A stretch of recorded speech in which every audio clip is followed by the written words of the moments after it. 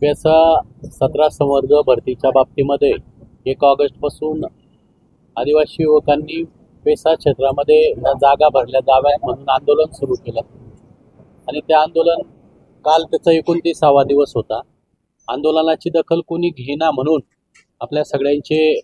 नेते आदरणीय J P Gavit साहेबांच्या नेतृत्वाखाली 23 तारखेपासून उपोषण सुरू झालं आणि त्याच्यावरती मार्ग काढण्यासाठी आदिवासी विकास मंत्री आले होते आणि सगळ्यांनी विनंती केली की हा विषय मुख्यमंत्री साहेब सोडू शकतात आणि म्हणून काल मुख्यमंत्री साहेबांकडे बैठक झाली आणि या बैठकीमध्ये शासनाची जी बाजू सर्वोच्च न्यायालयामध्ये मांडण्याचं मुख्यमंत्री साहेबांनी आदेश दिले आणि त्यामुळे या सगळ्या गोष्टी म्हणजे ताबडतोब करण्याची आश्वासन कृती समितीला आदरणीय जे पी गावित साहेब, आदरणीय चिंतामण गावित साहेब, आदरणीय भास्कर शेठ गावित व उपस्थित सर्वांना दिलं आणि त्यामुळे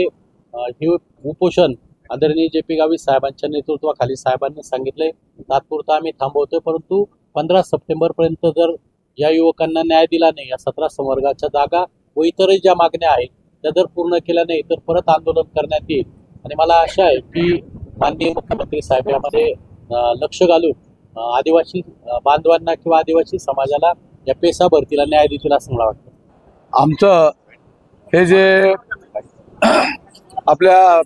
पेसा क्षेत्रातील 17 संवर्गाच्या नोकर भरतीबद्दलचं आंदोलन 1 तारखेला सुरू झालं, 1 ऑगस्टला, आणि त्याच्यावरती 28 तारखेला संबंध महाराष्ट्रातून आदिवासी समाज हा ह्या मागणीवरती एकत्र जमा झाला नाशिकला आणि जे अल्टिमेटम दिलं की जर हे याच्यावरती तोडगा निघाला नाही तर संबंध महाराष्ट्रामध्ये हे आंदोलनाचे लोण पसरतील आणि त्याप्रमाणे प्रथम आम्हाला 30 तारीख दिली की 30 तारखेला संध्याकाळी या, परंतु जेव्हा इथं सभा झाली, सभेमधला एकंदरीत जनसमुदाय पाहिला, हे पाहिल्यानंतर मुख्यमंत्र्यांनी आम्हाला कालच बोलवलं। पहिलं त्यांनी सांगितलं की 1 वाजेला तुम्हाला वेळ देतोय, परंतु नंतर आम्ही तिथे गेल्यानंतर 6 वाजेला त्यांनी आम्हाला बोलवलं आणि तिथं जी सविस्तर चर्चा झाली त्या चर्चेमध्ये एकूण आमच्या 10 मागण्या होत्या, 9 मागण्या होत्या। त्याच्यातली प्रथम मागणी होती की 17 संवर्गाच्या पेसा क्षेत्रातील ज्या नोकर भरत्या आहेत त्या नोकर भरत्या झाल्या पाहिजेत। कोर्टामध्ये जे काही रीट दाखल झालेलं आहे ते रीट दाखल झालेल्याची प्रोसेस करून ते विथड्रॉ केलं पाहिजे किंवा कोर्टाच्या अधीन राहून ह्या संबंध मुलांना नोकरीची ऑर्डर दिली पाहिजे, अशा प्रकारचा आग्रह आम्ही धरला आणि त्याप्रमाणे मुख्यमंत्र्यांनी सांगितलं की सुप्रीम कोर्टाच्या पातळीवरती आमचे सगळे वकील, त्याचबरोबर याचे